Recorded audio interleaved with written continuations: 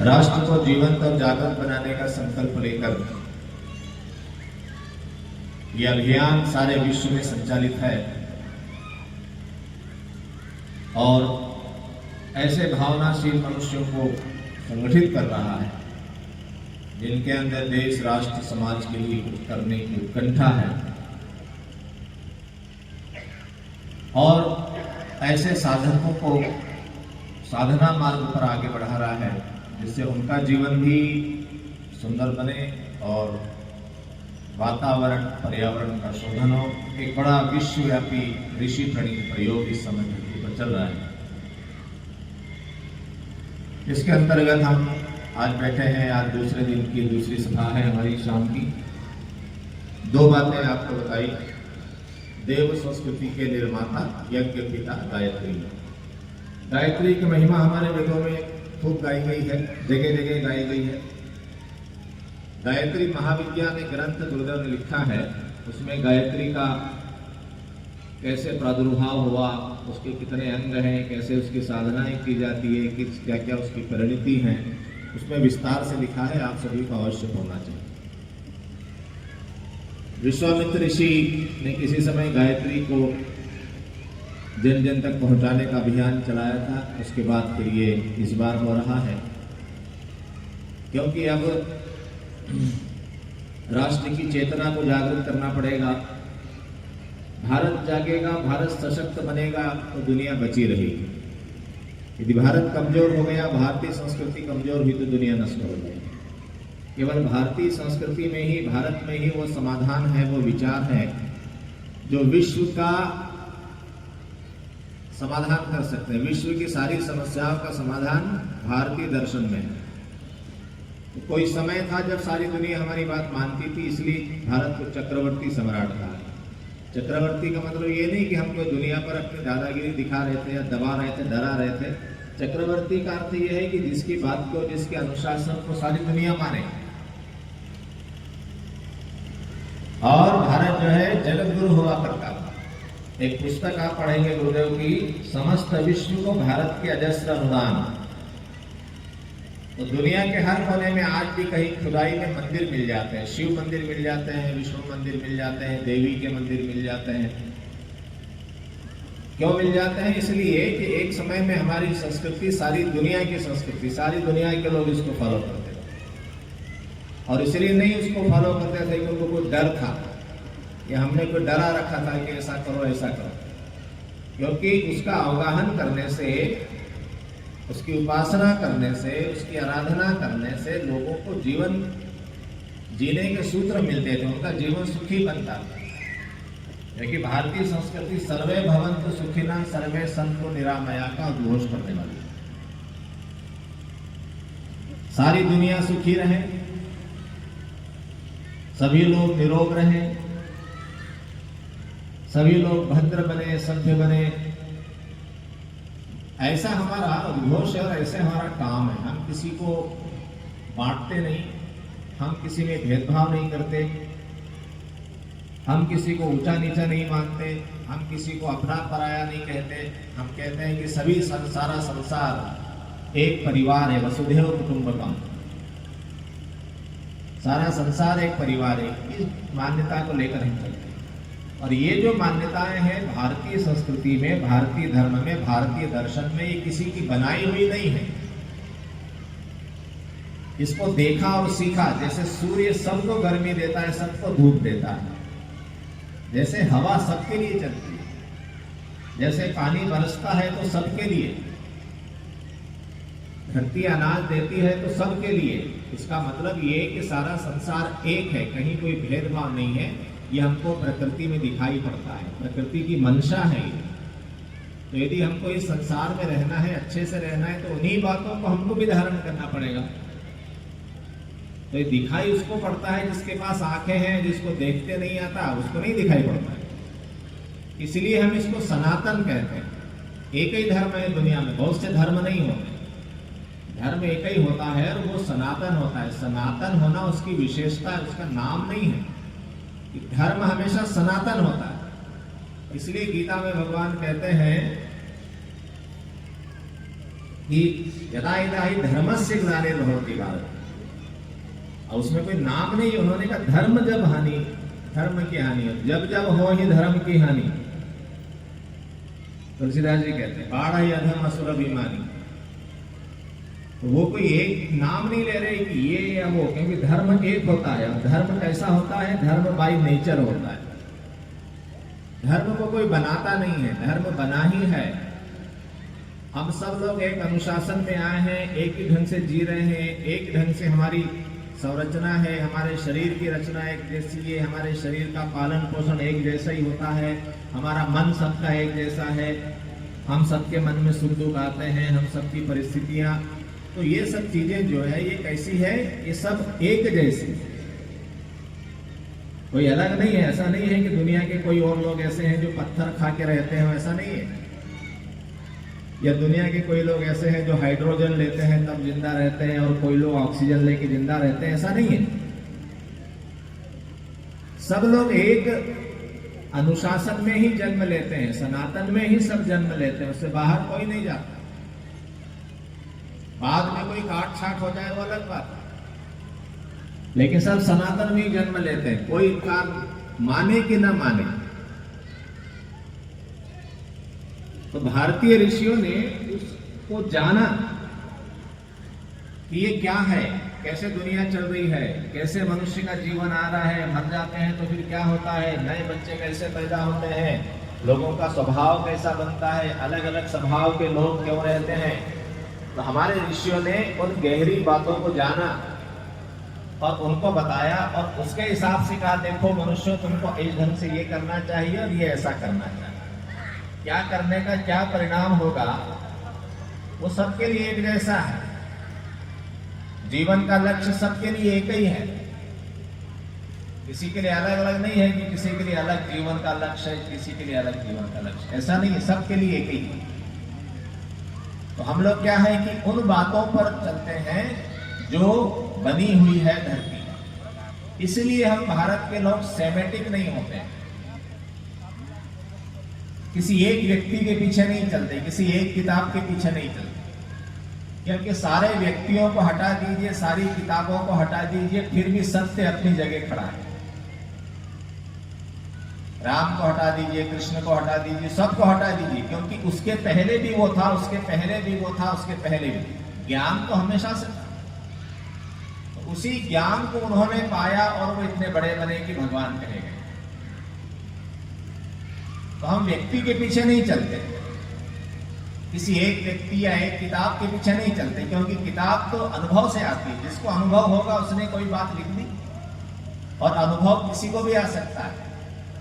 जो प्रयास करेगा वो सत्य को देखेगा। तो सत्य किसी के एक व्यक्ति के कब्जे में है ऐसा नहीं है, सत्य अपनी जगह है। जो भी जानेगा, प्रयास करेगा, वो सत्य को पा लेगा, और हमको उस सत्य को पाने की छूट है कि आप भी पाओ। तो कई लोगों ने उस सत्य को जाना, और जाना तो कहा, तो कई किताबें बनी, सबके अपने अपने अलग अलग अनुभव रहे और अलग अलग ही रहेंगे, क्योंकि मुंडे मुंडे मतिर्भिन्ना, अलग अलग प्रकृति के लोग हैं, अलग अलग ढंग से सत्य तक पहुंचते हैं। मीरा ने भी वही पाया, कबीर ने भी वही पाया, बुद्ध ने भी वही पाया, महावीर ने भी वही पाया, गुरु नानक देव ने भी वही पाया, शंकराचार्य ने भी अलग अलग ढंग से पाया, उस सत्य तक पहुंचे। और सत्य सनातन है। सत्य कैसा है? सनातन है, हमेशा से। इसलिए दुनिया ने जब उसको देखा तो लगा कि अरे भाई ये तो बड़ी शानदार बात है, देखो ये तो हमको समझ में आ रही है। तो दुनिया भर में हमारी संस्कृति थी और अब फिर होने जा रही है, फिर से, क्योंकि अब दुनिया सत्य को समझने लगी है। लोग पढ़ लिख रहे हैं, अब समझ रहे हैं। अब वो किसी झूठ के, भैया बैठने दो, बैठे तो बैठे, ना बैठे तो ना बैठे, घूमे तो घूमे, बच्चों को मत परेशान करो। बच्चे नहीं बैठेंगे, बच्चे नहीं बैठेंगे, उनको आप मत, उनको उनके ढंग से रहने दो, है ना। बड़े लोग सुन रहे बहुत है, बच्चों को अपने ढंग से खेलने दो, कोई डिस्टर्ब नहीं हो रहा।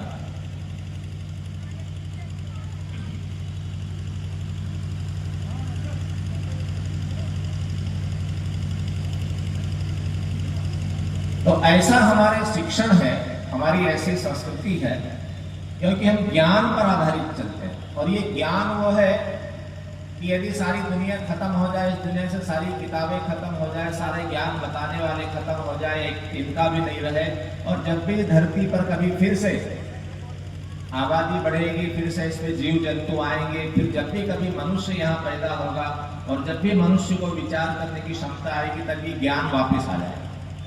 क्यों आ जाएगा? कि जैसे उसको इस बात का ज्ञान हो जाएगा कि मुझे भोजन करना है, उसको इस बात का ज्ञान हो जाता है कि मुझे अपने शरीर की रक्षा करना है, उसे इस बात का ज्ञान हो जाता है कि मुझे पत्थर से क्या बनाना चाहिए, लकड़ी से क्या करना चाहिए, उसको इस बात का ज्ञान हो जाता है कि मुझे लोगों के साथ मिलकर रहना चाहिए, समुदाय बनाकर रहना चाहिए। उसी तरह से एक दिन वही का वही आत्मा और परमात्मा का, सत्य का, अध्यात्म का ज्ञान भी फिर से आ जाएगा, यही का यही ज्ञान। तो हम उस ज्ञान के आधार पर चलते हैं और वो सनातन है। आप इस बात को अच्छे से समझ लेना, सनातन कोई एक चीज है, बाकी कहीं और भी कोई दूसरी चीज, ऐसा नहीं है। सत्य हमेशा एक होता है। दुनिया के किसी कोने में प्यास लगेगी तो आदमी पानी ही पिएगा, भूख लगेगी तो कुछ खाएगा ही, इसके अलावा क्या करेगा। इसी तरह से जब भी कोई व्यक्ति उस सत्य की शरण में जाएगा, जानना चाहेगा, तो उसको पाएगा। इसीलिए भारतीय संस्कृति हमेशा से है, इसको फैलाना नहीं पड़ता, इसके लिए किसी को दबाव नहीं देना पड़ता। केवल ज्ञान का प्रकाशन कीजिए, व्यक्ति अपने अनुभव से जानेगा, सीखेगा। इसलिए हम एक भगवान के पीछे नहीं चलते। इसलिए हमारे यहाँ इतने सारे देवी देवताएं क्यों हैं? क्योंकि सबने अलग अलग ढंग से अनुभव किया और हमारी दृष्टि इतनी गहरी है कि हर वस्तु में हमने उस परमात्मा के दर्शन किए जो बनाने वाला है। हर रचना में रचनाकार को देखा हमने, इसलिए हमने सबको शीश झुकाया। हमने कहा सूर्य को शीश झुकाया, चंद्रमा को, धरती माता को, नदियों को, पहाड़ों को, वृक्ष वनस्पतियों को, जीव जंतुओं को, अपने साथ के लोगों को, माता को, पिता को, बहनों को, भाइयों को, सबको हमने सम्मान किया। क्यों किया? कि सबके सहयोग से हमारा जीवन चलता है और सब में वही परमात्मा विराजमान है। और ये थ्योरी शाश्वत है। जब भी कोई व्यक्ति सत्य को जानेगा तो वो यही बातें कहेगा, भले दुनिया के किसी कोने में रहता हो।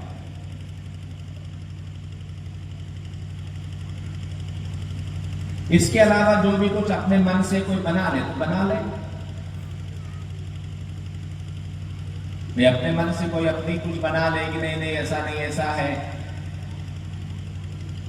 देखा ना आपने, बचपन में हम लोग जब होते थे, कभी इकट्ठे हुए, मामा मौसी के बच्चे या काका बाबा के बच्चे छुट्टियों में दिवाली पर कहीं इकट्ठे हुए, तो हमको बेर खाने को दिए या जामुन खाने को दिए। तो कोई एक छोटा बच्चा जो अभी सीखा नहीं है, वो गुठली को निगल लेता था, है ना, गुठली निगल गया तो फिर उसको दूसरे बच्चे चिढ़ाते हैं, अब तेरे पेट में पेड़ उगेगा, गुठली निकल गया, पेट में पेड़ उगेगा। वो बेचारा डर जाता था कि अरे। तो ऐसा लोगों ने कुछ कुछ अपनी किताबें लिख ली और डरा डरा के। हमारे यहाँ कोई डर नहीं है। आप ज्ञान प्राप्त कीजिए, गुरु चरणों में बैठिए, साधना कीजिए, ध्यान कीजिए, जीवन में उनके अनुशासन का पालन कीजिए और आप भी अपना सत्य ढूंढिए।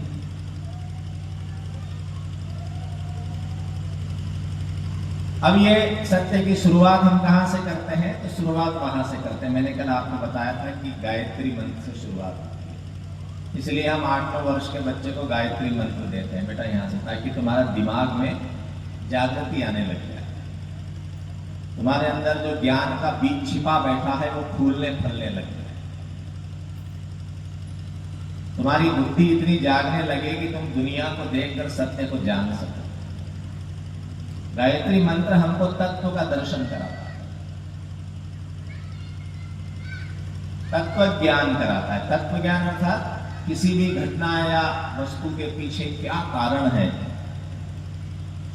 प्रज्ञा पुराण में गुरुदेव लिखा है कि एक संत जा रहे थे रास्ते से 2-4 शिष्यों के साथ में, उन्होंने रास्ते में एक दृश्य देखा कि एक व्यक्ति गाय को खींच कर ले जा रहा है। गाय नहीं जाना चाहती, वो गाय को खींच रहा है, रस्सी बंधी हुई गले में। तो वो संत ने अपने शिष्यों से कहा कि देखो बच्चों, क्या देख रहे हो? उन्होंने कहा गुरुजी ऐसा है कि ये आदमी गाय को खींच रहा है।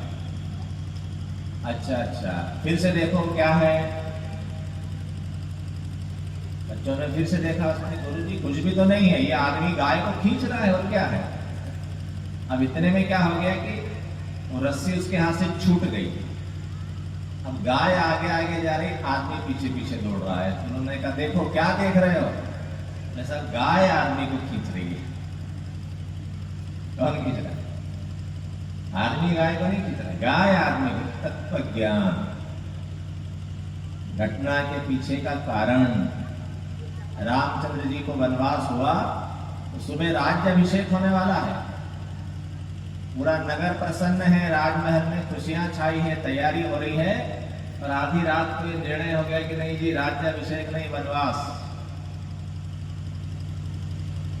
और कैसा वनवास? सब छोड़ के जाना है, तापस वेश पहन के, सन्यासी का वेश पहन के वनवास। उसी मुस्कुराहट के साथ, प्रसन्नता के साथ रामचंद्र जी ने उस निर्णय को स्वीकार कर लिया। समझ गए कि बिना किसी कारण के यदि मेरे ऊपर ये विपत्ति आ गई या ये घटना हुई है, इसका मतलब कि परमात्मा मुझसे कुछ और करवाना चाहता है, नियति मुझसे और कुछ करवाना चाहती है। लेकिन क्योंकि ऐसा कोई मैंने तो अपराध किया नहीं कि मुझे एकदम वनवास हो जाए।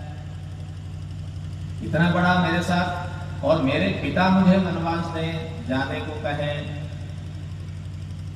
उनको लगा कि निश्चित रूप से कोई न कोई ऐसा मेरे हाथ से काम होना है कि मुझे वनवास भेजा जा रहा है। तो उसी प्रसन्नता के साथ चले गए।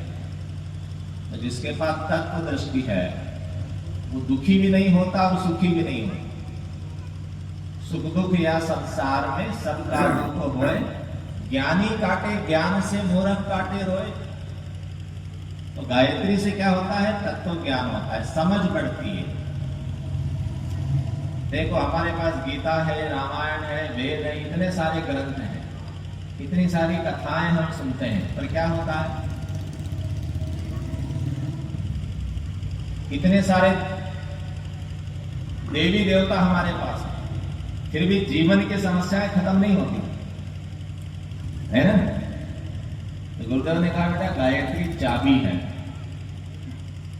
चाबी से तिजोरी खुलती है। तिजोरी खुलती है, तिजोरी में रुपया पैसा सोना चांदी रखा है, तिजोरी में ताला लगा है। हम तिजोरी के सामने गए, तिजोरी की पूजा की, तिजोरी की आरती की और बोला है तिजोरी माता हमको रुपया दे दे, सोना दे दे। तिजोरी बोलेगी भाई तुम्हारा ये चाबी लगा और खोल के ले जाओ। मैं तिजोरी की हम पूजा कर रहे हैं, अच्छी बात है, आपके धन सामग्री को संभाल के रखती है वो, लेकिन उसकी पूजा करने से मिलेगी नहीं, वो चाबी लगाना पड़ेगी। चाबी लगा लोगे तो मिल जाएगी। तो इतने सारी तिजोरियां हमारे पास है, इतने सारे देवी देवता, इतने सारे ग्रंथ, गीता है, रामायण है, महाभारत है, दुर्गा है, गणेश है, शिव जी है, और ये हमको बहुत कुछ देने वाले हैं। पर हमारे पास उन तिजोरियों को खोलने की चाबी नहीं है। चाबी जब आ जाती है तो समझ में आ जाता है कि शिव जी से कैसे लेना, दुर्गा माता से कैसे लेना, हनुमान जी से कैसे लेना, गायत्री माता से कैसे लेना, गीता से कैसे लेना, भागवत कथा से कैसे लेना। ये सब हमको देने के लिए बैठे हैं, क्योंकि गायत्री हमको वो समझ देती है कि हम उन संकेतों को, इशारों को समझ पाए। इसलिए गायत्री को चाबी कहा गया है। इसलिए गायत्री उपासना जीवन की अनिवार्य आवश्यकता है। घर में झगड़े झंझट हो जाते हैं, परेशानी, क्या कारण है हमको समझ में नहीं आता। लोग बोलते हैं, हमारे पास लोग आते हैं कि आप कुछ कर दो। भाई आपका काम आप करेंगे, कोई और कैसे करेगा? दुख आपने पैदा किया है तो सुख भी आप ही पैदा करोगे, दुख को मिटाओगे भी आप ही। दूसरा कोई कैसे कर पाए? और जो साधक है वो क्या करता है? अपने जीवन के सुख दुख को स्वयं ठीक कर लेता है। उसको पता है इसका कारण कहां है। इसलिए गायत्री को दुख निवारणी कहते हैं। दूसरी चीज हमने आपको बताई यज्ञ, और तीसरा जो विज्ञान आज बताने वाले हैं वो है संस्कार का विज्ञान। संस्कार मतलब कोई भी बेकार सी चीज को ऐसा ट्रीटमेंट देना, ऐसा इलाज देना, ऐसा उसको प्यूरिफाई करना कि वो उपयोगी बन जाए, उसका मूल्य बन जाए। जैसे आपने देखा जो कुम्हार होता है मिट्टी के बर्तन बनाने वाला, वो मिट्टी लाता है कहीं से खोद के। इतनी मिट्टी है, उसका क्या मूल्य है? कोई मूल्य नहीं, बहुत मिट्टी पड़ी हुई। तो मिट्टी लाता है, उसके कंकर पत्थर निकालता है, फिर उसको पानी में भिगो के अच्छा सा मैश करता है, फिर उसको चाक पे चढ़ाता है, चाक पे चढ़ा के धीरे धीरे धीरे धीरे घड़ा बना देता है, गोल गोल बढ़िया घड़ा बन जाता है। ये संस्कार हो रहा है उसका। उस घड़े को फिर सुखाया जाता है धूप में रख के, फिर बहुत सारी लकड़ी कंडा कोयला इकट्ठा करके उस सारे घड़े रख देता है उसके बीच में और आग लगा देता है। 3, 4, 5 दिन तक वो घड़ा उस आग में पड़ा रहता है, और जब निकलता है तो क्या होता है? टन टन टन बोलता है। अब ये घड़ा कितने का है? बाजार में जाओ 150 रुपए का, 200 रुपए का, और पानी ठंडा रखने लग गया। ये मिट्टी तो ऐसी पड़ी हुई थी, साहब इसका इतना पैसा क्यों ले रहे हो? इसको संस्कार कर दिया। संस्कार कर दिया तो इसकी उपयोगिता बढ़ गई और मूल्य बढ़ गया। तो हर चीज का हम ऐसा ही करते हैं। लोहा भी ऐसे ही पहाड़ों में था, मिट्टी के जैसा उसका संस्कार किया तो बढ़िया स्टील बन गया। लकड़ी का फर्नीचर बना, ये तो जंगल में कोई पेड़ खड़ा था, उसकी लकड़ी आई और उसको बढ़िया सा छील छाल के काट पीट के फर्नीचर बना दिया, तो उसका मूल्य बढ़ गया, उपयोगिता बढ़ गई। इसी तरह से मनुष्य का भी है, मनुष्य को भी बनाना पड़ता है, मनुष्य का भी संस्कार करना पड़ता है। मनुष्य के अंदर बहुत संभावना है बनने की, इतनी संभावना है कि मनुष्य परमात्मा हो सकता है। लेकिन न बनाओ तो ऐसे ही छोड़ दो तो फिर क्या होगा? ऐसे ही छोड़ो तो कुछ भी बन जाएगा, अनगढ़ बन जाएगा, अपना जीवन दुखी करेगा, दूसरों को दुखी करेगा। तो क्या करना पड़ता है? उसको संस्कारित करना पड़ता है। और वो संस्कार की प्रक्रिया केवल मनुष्य के शरीर में हो पाती है। यानी संस्कारित तो हम जीवात्मा को करते हैं, शरीर को उपकरण है, तो दूसरे शरीरों में वो संस्कार नहीं हो पाता। मनुष्य के शरीर में संस्कार हो पाता है, और वो जन्म के पहले से मृत्यु के बाद तक संस्कार चलते रहते हैं, ताकि जीवात्मा की सद्गति हो, जीवात्मा प्रकाशित हो, उसके कुसंस्कार मिटे, शुभ संस्कार जागृत हो। ऐसा करते हैं उसको बार बार बार बार। तो कितने संस्कार होते हैं? 16 संस्कार। जन्म के पहले से मृत्यु के बाद तक संस्कार होते हैं, और फिर अगले जन्म में फिर संस्कार होंगे, फिर अगले जन्म में फिर संस्कार होंगे। तो धीरे धीरे वो जीवात्मा शुद्ध होती जाएगी, और शुद्ध होते होते एक दिन प्रकाशित हो जाएगी, पूर्ण प्रकाशित हो जाएगी, मोक्ष हो जाएगा, परमात्मा को उपलब्ध हो जाएगी। तो ये कई जन्मों तक क्रम चलता रहता है, लेकिन यदि बीच में रुक जाता है तो फिर पतन की स्थिति आ जाती है। तो 16 संस्कार कौन कौन से होते हैं, थोड़ा संक्षिप्त में प्रकाश डाल लेते हैं। पहला संस्कार होता है गर्भाधान संस्कार। विवाह हो गया, शादी हो गई, अब बच्चे की आवश्यकता है, तो बच्चा करने के लिए क्या करना पड़ता है? गर्भाधान, ताकि गर्भ में जीवात्मा आए, गर्भ स्थापना हो। तो कैसा गर्भ होना चाहिए, कैसी जीवात्मा हमारे घर आए, ये हम तय करें। कोई महान आत्मा हमारे घर आए, ऐसी महान आत्मा आए जो हमारे कुल का नाम भी रोशन करे, देश और समाज के लिए बढ़िया काम करे। ऐसी कोई जीवात्मा को हम बुलाएं, आमंत्रित करें, कि आप हमारे घर आइए, उसकी तैयारी करें। इसको गर्भाधान संस्कार बोलते हैं। तो प्राचीन काल में ये व्यवस्था थी कि विवाह के बाद जब पति पत्नी को लगता था कि हमको बच्चा चाहिए, तो वो अपने गुरुजनों से परामर्श लेते थे कि हम बच्चा चाहते हैं, तो आप करके हमारा मार्गदर्शन करेंगे कैसे एक अच्छी आत्मा हमारे घर आए, एक संस्कारित बालक को हम जन्म दें। वो मार्गदर्शन करते थे कि देखो अभी आपको इस तरह से ये अनुष्ठान करना चाहिए, ये करना चाहिए, उसके बाद फिर गर्भाधान होगा, उसके बाद फिर, तो इस तरह से मार्गदर्शन करते थे। जैसे आपने देखा कि जब लवकुश गर्भ में थे तो सीता माता को कहाँ भेज दिया था? ऋषि के आश्रम में रहने के लिए, कि तुम वहां जाके रहो, तो वहां हमारे बच्चे तेजस्वी बनेंगे। तो सीता माता कहाँ रही? वाल्मीकि ऋषि के आश्रम में रही। तो फिर क्या हो गया कि उनके बच्चे लवकुश बड़े तेजस्वी बने। ऐसे बहुत सारे उदाहरण हैं। शकुंतला ने अपने पुत्र भरत को भारद्वाज ऋषि के यहाँ रहकर बनाया था, और कृष्ण और रुक्मिणी ने भी हिमालय में रहकर तप किया। उसके बाद उनके यहाँ प्रद्युम्न कुमार का जन्म हुआ। ऐसे बहुत सारे उदाहरण भरे पड़े हैं। अभिमन्यु का उदाहरण है कि अभिमन्यु गर्भ में ही सीख गया था। ये क्या है? गर्भाधान संस्कार। तो फिर एक विशेष मुहूर्त देखकर पति पत्नी एकांत में जाते हैं, गर्भाधान होता है और तपस्वी जीवन जीते हैं। तो ऐसे आमंत्रित, आज हम क्या कर रहे हैं? आज हमारे बच्चे बाई प्रोडक्ट हो रहे हैं, बिना बुलाए आ रहे हैं, कोई प्लानिंग नहीं है। क्योंकि शादी के बाद पति पत्नी समझते हैं कि अब मौज मस्ती का लाइसेंस मिल गया, और उस मौज मस्ती के बीच में बच्चे भी आ जाते हैं। तो कौन आ गया, कैसे आ गया? भाई हमने तो बुलाया नहीं, पता नहीं कौन घूमता फिरता आ गया। क्योंकि बहुत सारी जीवात्माएं घूमती रहती है, गर्भ तलाश करती रहती है। जीव जितने लोग मरते हैं तो फिर उनकी जीवात्माएं क्या होती है? नए गर्भ तलाशती है ना। वो देखते हैं कहाँ मौका बन रहा है, प्रवेश कर जाती है। अब हमने कोई तैयारी तो की नहीं है।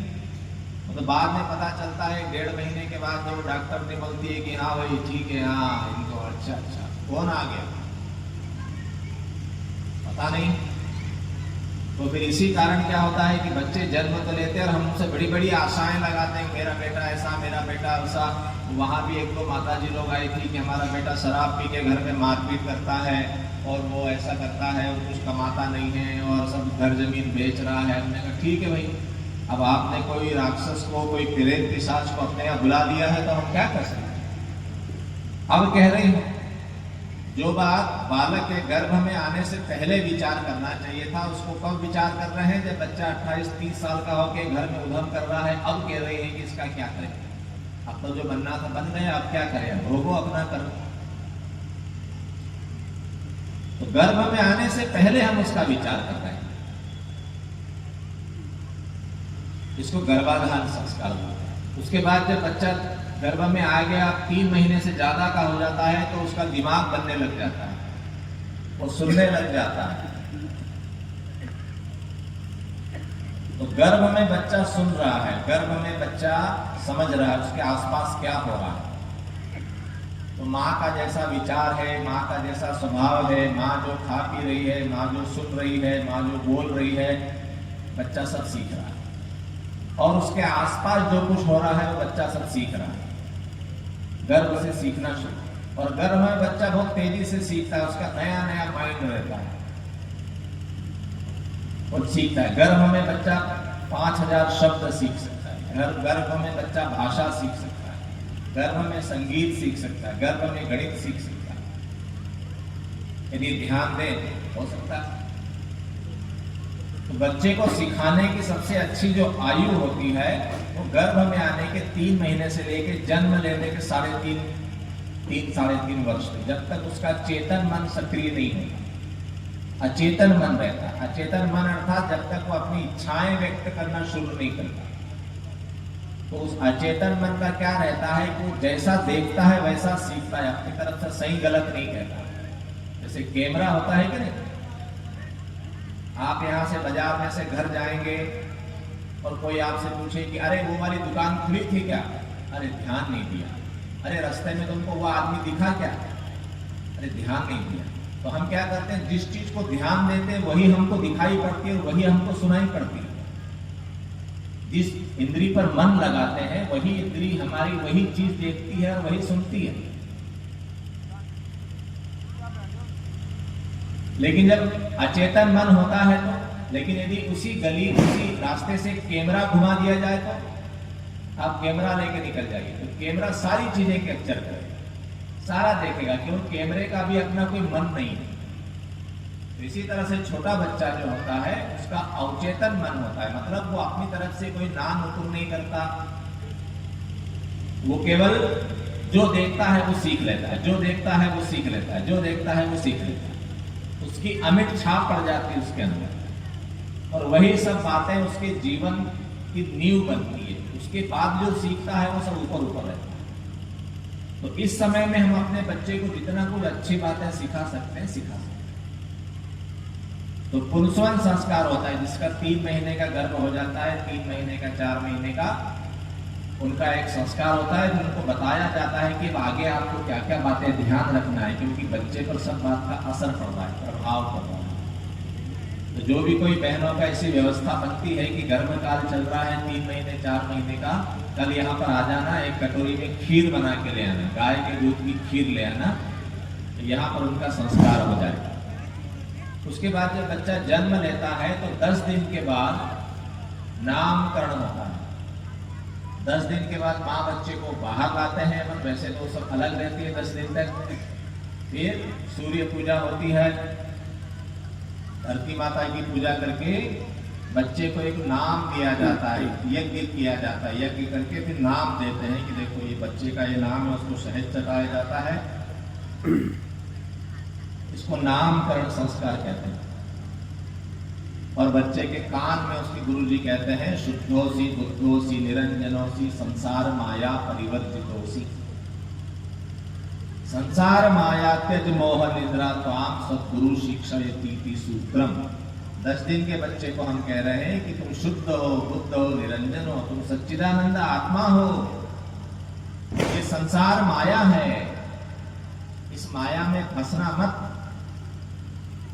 इस माया को, इस संसार को काम में लेना है, क्योंकि तुम्हारा लक्ष्य तो और कुछ है। जो बात आदमी को पूरा जीवन निकल जाने तक भी समझ में नहीं आती, वो बात हम 10 दिन के बच्चे के कान में कहते हैं, उसकी जीवात्मा को सुनाते हैं कि जागते रहना, जागते रहना, सोना नहीं है, भटकना नहीं है, कंफ्यूज नहीं होना है, संसार माया है। कितना गहरा दर्शन है हमारा, इतनी गहरी हमारी पकड़ है कि हम सीधा चेतना से बात कर रहे हैं, सीधी चेतना से बात कर रहे हैं। शरीर तो हमारे लिए एक उपकरण मात्र है। बाहर निकले, टेम्पो में बैठे, टेम्पो छोड़ दिया, उतर के अंदर गए, टेम्पो गए। तो हमारी जीवात्मा ने एक टेम्पो कर रखा है, किराया आई है, इसमें बैठी है, इसको परमात्मा की तरफ जाना है। जब तक ये काम का रहेगा रखेंगे, नहीं तो छोड़ के रवाना। शरीर का इतना ही मूल्य है। तो उस 10 दिन के बच्चे को हम अभी से ये ज्ञान दे रहे हैं। रानी मदालसा अपने बच्चे को ये लोरी सुना रही है, बहुत बड़ी है ये। कभी आप गूगल पे सर्च करना, मदालसा माता की लोरी, संस्कृत में पूरी लोरी है। अपने बच्चों को कह रही है कि तुमको तो ब्रह्म ज्ञान प्राप्त करना है, तुमको तो ब्राह्मी विद्या सिद्ध करना है, ऐसा सिखाता है। ये होता है नामकरण संस्कार। तो जो बच्चे 10 दिन के, 20 दिन के, महीने भर के हों, जिनका भी नाम नहीं रखा हो, कल उनको यहाँ ले आना। और साथ में क्या लाना, कमर में बांधने का धागा जो होता है काले वाला, वो लेके आना, शहद ले आना, और कोई चांदी का चम्मच वगैरह हो तो ले आना, या बच्चे का बढ़िया से नाम रखेंगे। एक थाली ले आना, थाली में उसका नाम बढ़िया बनाकर, नाम निकलवाया हो तो वो ले आना, या नाम रखेंगे सबके सामने, सबका आशीर्वाद उसको मिलेगा। तीसरा संस्कार होता है जब बच्चा थोड़ा सा और बड़ा होता है, 6-7 महीने का, अब उसको कुछ न कुछ खिलाने की जरूरत पड़ेगी। माँ का दूध कम पड़ता है, तो क्या खिलाएं? तो खाने का बड़ा प्रभाव पड़ता है। जैसा खाए अन्न वैसा बने मन। तो हम जो भी कुछ खाते या पीते हैं, क्या होता है, अंत में उसका मन बनता है, उसका प्रभाव हमारे मन तक जाता है। जो भी उसमें हमको प्रोटीन मिला, कार्बोहाइड्रेट मिला, स्टार्च मिला, विटामिन मिले, जो भी सब मिले, उससे शरीर के दूसरे अंग बने और उसके जो संस्कार हैं वो हमारे मन पर जाकर चिपकते हैं।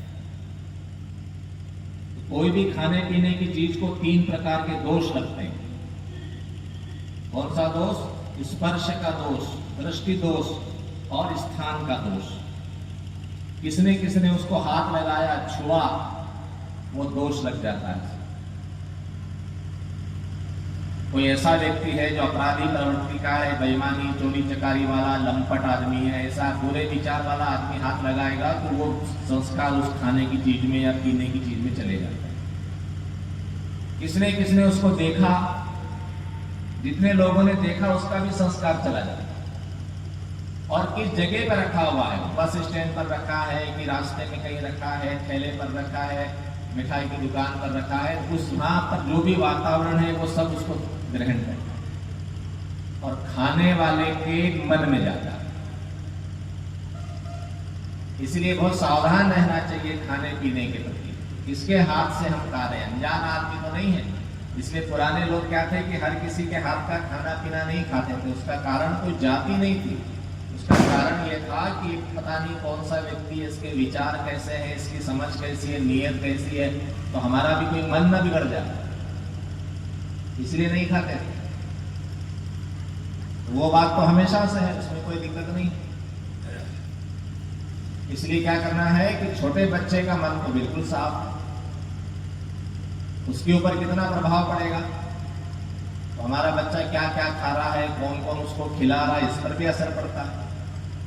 तो आजकल बाजार की चीजें खाने का फैशन है, समोसे बुला लिए, कचौरी बुला ली। चलो आप तो छोटे गांव के लोग हो तो जब थोड़े बहुत बचे हुए हो, लेकिन शहरों में तो क्या है कि ऑर्डर देके पिज्जा मंगवा लिया, ऑर्डर देके खाना मंगवा लिया।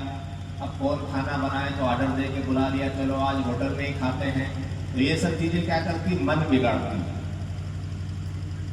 इसलिए व्यक्ति का मन किसी अच्छी बात को सुनने में नहीं लगता, बेचैन हो जाता है, 2 मिनट के बाद इधर देखने लगता है।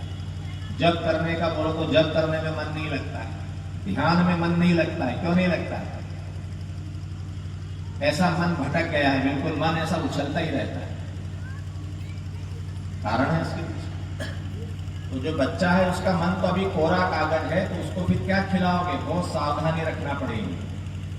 अपने घर से, अपने घर का बना हुआ, मेहनत और ईमानदारी से कमाया हुआ, प्रेम से बनाया हुआ, श्रद्धा से खिलाया हुआ भोजन बच्चे के शरीर को भी अच्छा बनाएगा और मन को भी अच्छा बनाएगा। तो ऐसे कोई बच्चे हो 6-7 महीने के जिनका अन्नप्राशन कराना है, तो आप हमको ले आना। 1 कटोरी में गाय का दूध की खीर बना के ले आना। खीर ले आना, गंगा जल, खीर, गंगा जल और तुलसी पत्र और घी, और खीर, गंगा जल, तुलसी पत्र, घी और एक चीज है, हाँ, शहद। ये 5 चीजें ले आना और एक खाली कटोरी चम्मच ले आना। चांदी की कटोरी चम्मच हो तो और अच्छी बात। यहाँ ले आना आप, बढ़िया से बच्चे को हम क्या करेंगे, यज्ञ का प्रसाद खिलाएंगे, आहुति देंगे। यज्ञ में भगवान खीर की आहुति देंगे, यज्ञ में बचा हुआ प्रसाद खिलाएंगे। ऐसा दिव्य भोजन यदि बच्चा करेगा तो उसका शरीर भी पुष्ट बनेगा और मन भी अच्छा बनेगा। अन्नप्राशन संस्कार। फिर थोड़ा सा बड़ा होता है, साल भर का होते हो, साल भर के होने से पहले मुंडन संस्कार करते हैं। पहली बार बाल निकालते हैं, आपके यहाँ भी होता है। पहली बार बाल उतारते हैं बच्चे को, उसको क्या क्या बोलते हैं, अलग अलग नाम से बोलते हैं। आपके यहाँ भी कुछ बोलते होंगे, मुंडन ही बोलते हैं। हाँ, कहीं जमाल उतारना बोलते हैं, कहीं जड़ूला उतारना बोलते हैं, ऐसे अलग अलग जगह नाम है। तो मुंडन संस्कार क्यों होता है? मुंडन संस्कार इसलिए होता है कि ये जो जीवात्मा हमारे घर शरीर धारण करके आई है, ये पहले भी कई सारे शरीर धारण कर चुकी है, अलग अलग परिवारों में रह चुकी है, अलग अलग स्थानों पर रह चुकी है, अलग अलग ढंग के काम कर चुकी है। तो वो सारे संस्कार इसके साथ में आ रहे हैं। तो फिर क्या करना है कि जो कुसंस्कार है, गलत संस्कार है, उनको हटा दें, शुभ संस्कारों को बचने दें। तो साल भर में बच्चे के बाल इतने बड़े हो जाते हैं, इतने बड़े हो जाते हैं।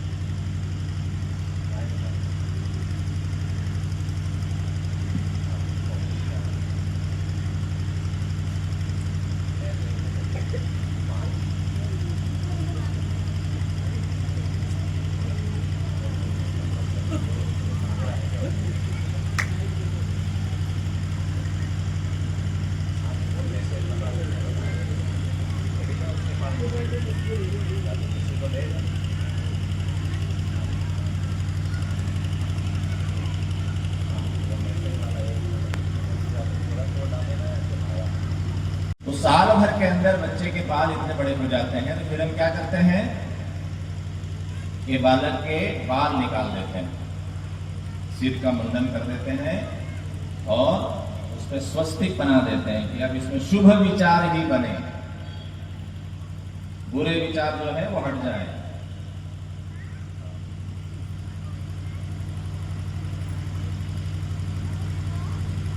और ये सारे संस्कार यज्ञशाला में होते हैं, बिना यज्ञ के नहीं होते। जैसे शरीर का ऑपरेशन करना हो तो कहीं भी नहीं खोल देते, ऑपरेशन थिएटर में खोला जाता है, कोई इन्फेक्शन नहीं हो जाए।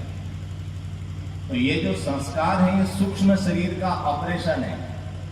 हमारे 3 शरीर होते हैं, स्थूल शरीर, सूक्ष्म शरीर और कारण शरीर।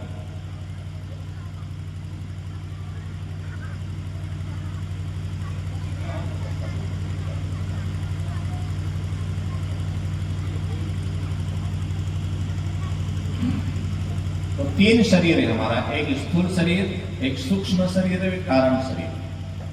फिजिकल बॉडी, एस्ट्रल बॉडी और कॉजल बॉडी, 3 बॉडी।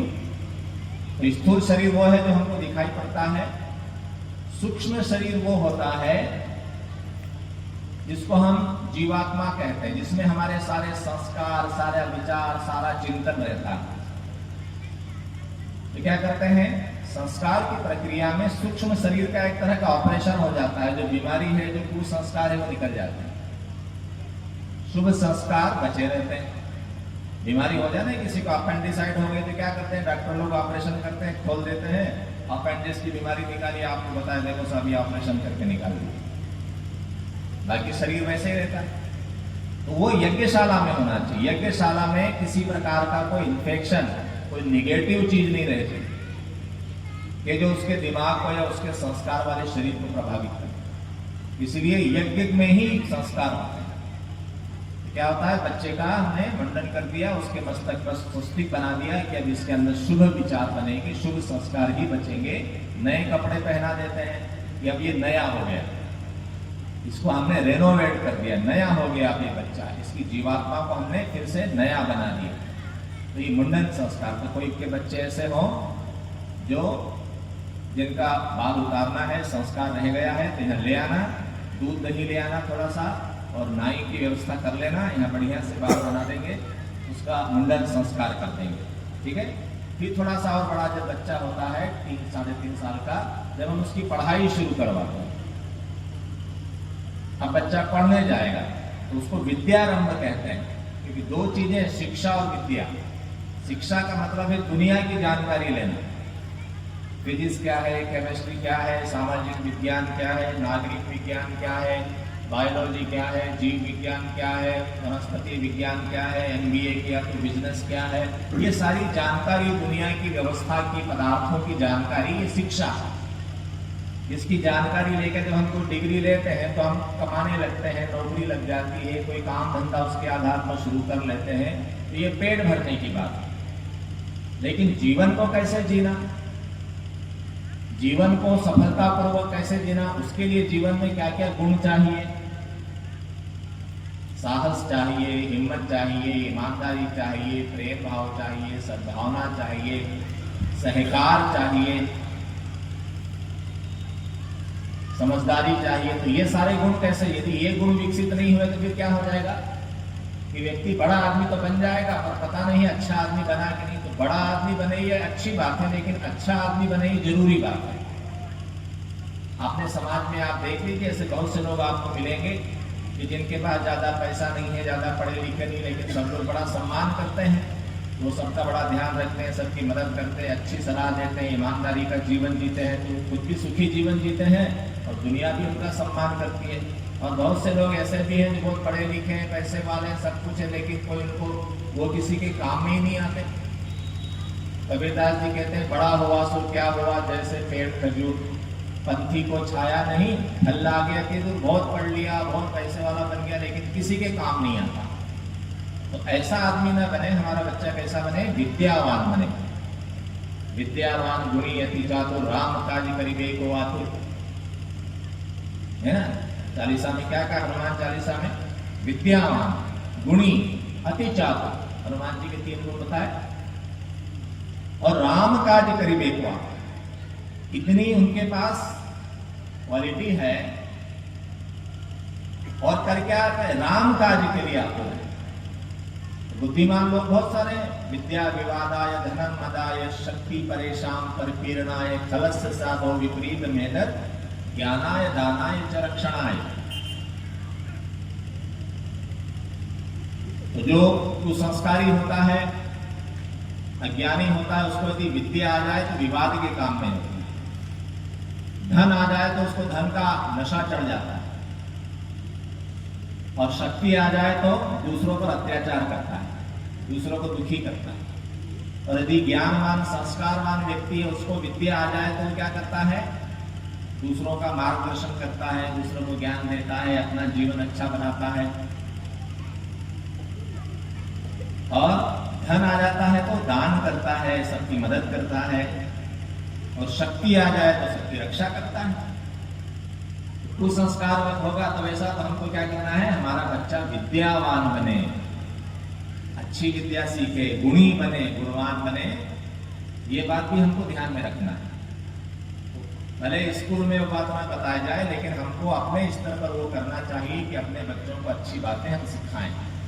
ऐसे किताबें उनको पढ़ने के लिए दें, उनके पास बैठकर उनको पढ़ाएं, देखो बेटा रामायण की कथा पढ़ो, देखो बेटा गीता में भगवान ये कहते हैं, ये बातें हैं, इन बातों से जीवन अच्छा बनता है, उनको ऐसी कहानियां बताएं। बाल संस्कार शाला हमारे यहाँ चलती है ना, गायत्री परिवार के माध्यम से हजारों बाल संस्कार शालाएं चला रही हैं। हमारी बहनें और भाई सप्ताह में 1-2 घंटे के सेशन चलाती है हर मोहल्ले में।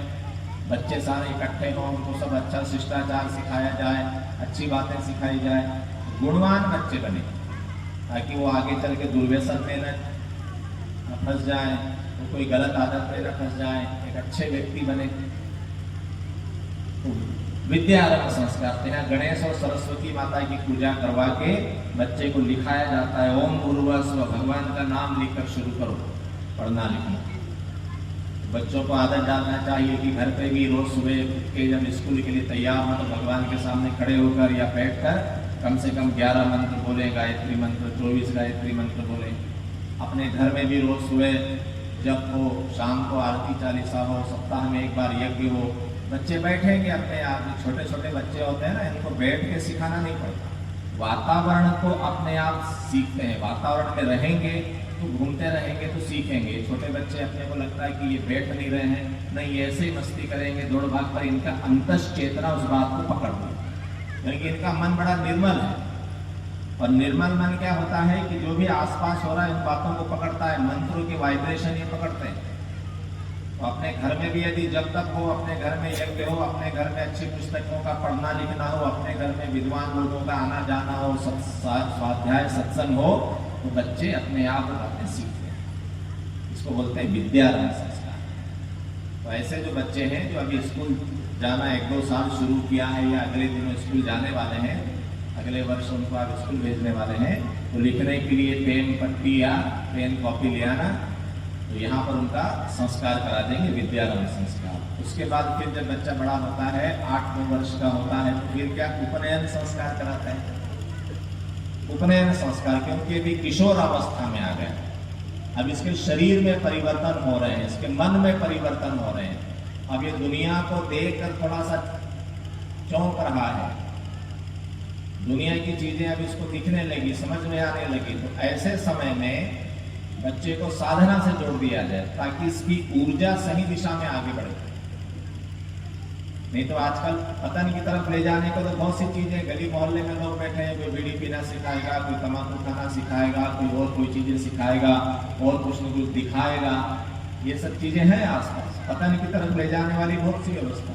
और अपने बच्चे को हम इतना मजबूत बना दें कि वो बिल्कुल सही दिशा में आगे बढ़े, शानदार आदमी बने। तो 9-10 वर्ष के बच्चे को क्या कर देते हैं, मुंडन करा दिया, शिखा रख दी, जनेऊ पहना दी और गायत्री मंत्र की दीक्षा दी। लो बेटा रोज गायत्री मंत्र का 3 माला जप करना। इस उम्र से यदि वो करने लगेगा, 10 साल की आयु से गायत्री मंत्र करने लगेगा, तो धीरे धीरे धीरे धीरे 5 साल में, 10 साल में, 20 साल में एक शानदार आदमी बनेगा। अध्यात्म का शिक्षण तरुण अवस्था से देना चाहिए, बुढ़ापे में नहीं आता। बुढ़ापे में अध्यात्म नहीं आता, क्योंकि शरीर की आदतें बहुत बिगड़ गई, मन बहुत कमजोर हो गया, मन को पकड़ने का अभ्यास नहीं है, रस नहीं है। अब रस तो भोगों में हो गया ना, योग में रस नहीं है। लेकिन अभी जब चढ़ती आयु है, चढ़ती ऊर्जा है, ऐसे समय में यदि ध्यान का रस मिल जाएगा, ऐसे समय में ज्ञान का रस मिल जाएगा, ब्रह्मचर्य का जब रस मिल जाता है, तो उसके लिए संसार के भोग कोई बड़े मायने नहीं रखते। जिसने ब्रह्मचर्य का रस देख लिया, जिसने ध्यान में रस पा लिया, आनंद पा लिया, उसके लिए संसार के भोग बहुत तुच्छ हो जाते हैं। लेकिन जो ध्यान में नहीं गया, जो जप में नहीं गया, जो ज्ञान के रस में नहीं गया, वो संसार के भोगों से चिपका रहेगा, उसको उसी में रस आता रहेगा। 15 साल की उम्र में कचौरी खाना अच्छा लगता था, है ना, दही बड़ा खाना अच्छा लगता था और मिर्ची बड़ा खाना अच्छा लगता था, तो 70 साल की उम्र में भी कचौरी खाना ही अच्छा लगेगा, आगे नहीं बढ़ेगा। इसलिए ऋषियों ने कहा कि अभी ये मन को पकड़ना है तो अभी से 10 साल की उम्र से पकड़ाओ, फिर देखो क्या वज्र जैसे उसका शरीर बनेगा, कैसा मनस्वी और तेजस्वी बनेगा, है ना। तो अभी तो क्या है कि बच्चे पैदा होते से ही गृहस्थ हो जाते हैं। गृहस्थ लोग जैसा खाना खा रहे हैं, बच्चे भी वैसे ही खा रहे हैं। गृहस्थ लोग जैसे सो रहे हैं, बच्चे भी वैसे ही सो रहे हैं। बच्चों को इतनी सुख सुविधा हम दे रहे हैं बचपन से कि जवान होते होते एकदम ढीले पोले लल्लू हो जाते हैं। जरा सी गर्मी सहन नहीं होती, जरा सी ठंड सहन नहीं होती, जरा सी मेहनत करना पड़ जाए तो सहन नहीं होता। तो पहले तो ये होता था कि 10 साल हुआ बच्चा, 9 साल हुआ कि दीक्षा करा कि गुरुजी साथ में ले ही जाते थे। अब आश्रम में रहना बेटा, चलो तुम राजा के बच्चे हो कि सेठ जी के बच्चे हो कि किसके बच्चे हो, उससे फर्क नहीं पड़ता। आश्रम में रहना, जमीन पे चटाई बिछा के सोना, जंगल से लकड़ी काट के लाना, गायों की सेवा करना, गुरुजी के आश्रम के खेतों में काम करना और पढ़ाई भी करना। इतनी मेहनत करके और भोजन क्या मिलेगा? कोई नमक नहीं, मिर्ची नहीं, मीठा नहीं, सीता नहीं, कुछ नहीं मिलेगा, सादा भोजन मिलेगा। तो ऐसे क्या होता था कि बच्चों का शरीर वज्र हो जाता था, शरीर मजबूत, मन मजबूत, बुद्धि तेज, तो ऐसे बच्चे शानदार बनते थे। आज वो परंपरा खत्म होगी। आज हम अपने बच्चों को इतनी सुविधा दे रहे हैं कि घर में भी एसी लगा है, स्कूल के बस में भी एसी लगा है, स्कूल में भी एसी लगा हुआ है, दुनिया भर की सुविधा, कहीं मिट्टी से छू न जाए, कहीं बारिश में भीग न जाए, कहीं धूप न लग जाए। तो इतना कमजोर हो जाता है कि जरा सा में कुछ हुआ तो रोता रोता घर आता, जरा सा कुछ हुआ तो फिर बीमारी हो गई, झट से बीमार पड़ गया, शुरू करने लगा, जरा मौसम बदला तो क्या होता है, ब्रह्मचर्य आश्रम में प्रवेश हो जाता है, यज्ञोपवीत संस्कार। तो ये भी आप ले लेना, कल कराएंगे। जो बड़े बुजुर्ग हो गए वो भी ले लेना, जिन्होंने जनेऊ नहीं पहना है, जो युवा हो गए वो भी ले लेना। सनातन को मानते हैं, अपने आप को हिंदू बोलते हैं, तो क्या होना चाहिए, जनेऊ होना चाहिए, शिखा होना चाहिए, रोज गायत्री करना चाहिए। केवल जुलूस निकाल लेने से, झंडे घुमा लेने से थोड़ी काम बन जाए, कुछ अपने आप में भी हमको परिवर्तन लाना है। तो आप सब जनेऊ पहन लेना और गर्व अनुभव करना कि आज हम धर्म में दीक्षित हो गए, धर्म की दीक्षा ले ली हमने। अभी तक हम केवल धर्म का नाम लेते थे, अभी तक हम केवल धर्म की चर्चा सुनते थे, अब हमने धर्म को धारण कर लिया। यज्ञोपवीत यज्ञ का प्रतीक है, धर्म का प्रतीक है, धारण कर लिया अनुशासन। तो आप सब भी ले लेना, और ऐसे कोई बच्चे हो तो बता देना, उनका संस्कार करा देंगे। कल जो भी ऐसे बच्चे हो कि 9-10 वर्ष के उनके कराना है तो मुंडन करा के उनको ले आना, यहाँ पर चोटी रखवा देना और यहाँ बढ़िया सा उनका संस्कार करा देना। गायत्री मंत्र की दीक्षा दे देंगे, सदगुरु का वर्ण कर लेना, जीवन में सदगुरु को वर्ण कर लेना, एक मार्गदर्शक तय कर देना कि हम अपने जीवन को नहीं जीना जानते तो कृपया आप हमारा मार्गदर्शन करना। परम पूज्य गुरुदेव के मार्गदर्शन में लाखों लोगों ने अपने जीवन को बदला है, लाखों लोगों का जीवन बड़ा शानदार बना है। आप भी उसका लाभ लीजिए, जीवन के भटकाव को समाप्त कीजिए, एक श्रेष्ठ मार्ग सन्मार्ग पर चलने का संकल्प कीजिए। फिर उससे थोड़ा बड़ा जब बच्चा होता है युवा अवस्था में तो उसका विवाह कर देते हैं, शादी कर देते हैं। तो शादी क्यों कर देते हैं? कितने लोगों की शादी हो गई है, लेकिन बता दो कि शादी क्यों करते हैं? उसका कारण हमको पता नहीं है, इसलिए हमने कर ली कि सबकी हो रही है तो हमारी भी होना चाहिए, पड़ोसी के बच्चे की शादी हो गई तो हमारे बच्चे की भी होना चाहिए। पर शादी क्यों की जाती है ना? विवाह संस्कार करना चाहिए। आजकल संस्कार नहीं हो रहा, नाच गाना उधम शोर शराबा फोटो मेकअप सब होता है, लेकिन शादी नहीं हो रही, संस्कार नहीं हो रहा। पंडित जी क्या कह रहे हैं? पंडित जी तो कुछ कह नहीं, उनको हम कहने ही नहीं दे रहे हैं, है ना? तो विवाह का मतलब एक जिम्मेदारी को संभालना। अभी तक तुम अकेले थे तो कोई जिम्मेदारी नहीं थी, अब तुम विवाह कर रहे हो, अब तुम परिवार बना रहे हो, अब तुम्हारी जिम्मेदारी है। अब तुम एक जिम्मेदार नागरिक बन रहे हो, परिवार की समाज की जिम्मेदारी ले रहे हो। ऐसा उनको बताने वाला कौन है? विवाह के सिद्धांत क्या है, आदर्श क्या है, अच्छा परिवार कैसे बनाना है, ये कौन बताएगा? एक दूसरे के प्रति कर्तव्य क्या है तुम्हारे, कौन बताएगा? तो विवाह में ये मार्गदर्शन दिया जाता है, लेकिन अब वो नहीं होता। अब बस खाली इतना है कि एक खा पी लो, मौज मस्ती कर लो, पार्टी बना लो, और एक लड़का लड़की को हमने साथ में भेज दिया, उनको बेचारों को पता ही नहीं है कि क्या करें क्या न करें। वो भी अपनी मौज मस्ती में लग जाते हैं। 4-6 महीने में जब मन भरता है फिर लड़ाई झगड़ा करना शुरू कर देते हैं, फिर तू तेरे घर में मेरे घर, है ना? इसलिए संस्कार, यदि ऐसी कोई व्यवस्था हो, बढ़िया अच्छी व्यवस्था, शांति को आइए, एक बढ़िया वैदिक रीति से विवाह कीजिए। यहाँ भी कराएं, लेकिन कल इतना समय नहीं है ना, लेकिन यहाँ भी हो सकता है। तो विवाह संस्कार बड़ा महत्वपूर्ण है, कभी अवसर मिलेगा तो उसका डिटेल आपको बताएंगे। और उसके बाद में फिर कौन सा संस्कार है? वानप्रस्थ। जब हमारी आयु हो गई, बच्चे हमारे बड़े हो गए, काम धंधा संभाल लिया, 50-60 वर्ष की हमारी उम्र हो गई, अब हम क्या करें? वानप्रस्थ। अब निकले घर से बाहर, अब घर को छोड़िए, बच्चों को संभालने दीजिए, अब लोक सेवा के काम करें, समाज निर्माण के काम कीजिए, वानप्रस्थ ले लीजिए। वानप्रस्थ अर्थात समाज से जितना हमने लिया है वो लौटाना है। हमारा समाज अच्छा बने, समाज में शिक्षा का प्रचार हो, संस्कृति का प्रचार हो, सद्विचारों का प्रसार प्रचार हो, घर घर में घर घर के क्लेश के तरफ चाहिए, सब तरफ सुख शांति आए। इसके लिए कौन काम करेगा? धर्म का प्रचार कौन करेगा? ये हमको ही करना है, हमारा ही समाज है। तो कैसे करेंगे? तो शांति को जाइए, 1 महीने का शिविर कीजिए, सारी बातें आपको सिखाई जाएगी। ये पीला कपड़ा वानप्रस्थ का ही है, ये कोई बाबा लोगों का नहीं है, सन्यासियों का नहीं है। ये जो हमारे देखो ये सब बाबू जी लोग पीला कपड़ा पहन के घूम रहे हैं, इनके घर परिवार है, बाल बच्चे हैं, कारोबार है, सब है, लेकिन सब चलेगा। हमको अपनी जिम्मेदारी निभाना है, हम अपने समाज को, अपने बच्चों के भविष्य को उज्जवल बनाने के लिए हम क्या कर रहे हैं, हमको करना पड़ेगा। तो शांति कुंज ने उसकी व्यवस्था बनाई है, पूरा प्रशिक्षण है। उसके बाद आइए अपने क्षेत्र में, ठीक है, अपना घर परिवार में रहिए, देखिए, लेकिन कम से कम दिन भर में 2 घंटे का समय लगाइए, सप्ताह में 1 दिन का समय, महीने में 2-4 दिन का समय, साल में महीने भर का समय समाज के काम के लिए लगाइए। ये वानप्रस्थ संस्कार होता है।